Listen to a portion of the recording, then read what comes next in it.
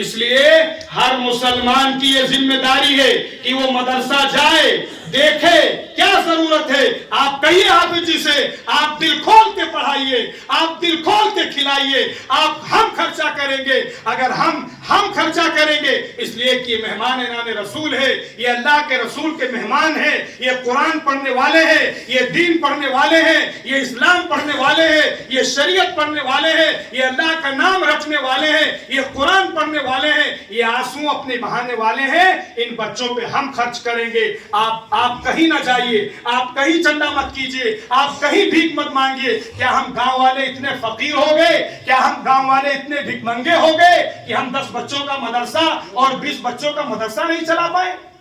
اس لیے میرے عزیز و بزرگوں دوستوں، یہ ساری وہ باتیں ہیں جو ہمارے روگ ہیں، ہماری بیماریاں ہیں. اس لیے ہم سب نیتیں کریں، عزم کریں کہ ہم سنت سے محبت کریں گے، قرآن سے محبت کریں گے، قرآن سے اپنا رشتہ جوڑیں گے، قرآن صحیح پڑھنے کی فکر کریں گے، اور بڑی عمر کا ہو چھوٹی عمر کا ہو اپنی مسجد میں ایڈلٹ کا جو مکتب ہوتا ہے وہ قائم کریں گے، صحیح قرآن پڑھیں گے، قرآن سمجھنے کی کوشش کریں گے. اگر ہم نے یہ کیا تو ہماری زندگی کارآمد ہوگی، ہماری زندگی وصول ہوگی، اللہ تعالیٰ کی رحمتوں کے ہم مستحق ہوں گے.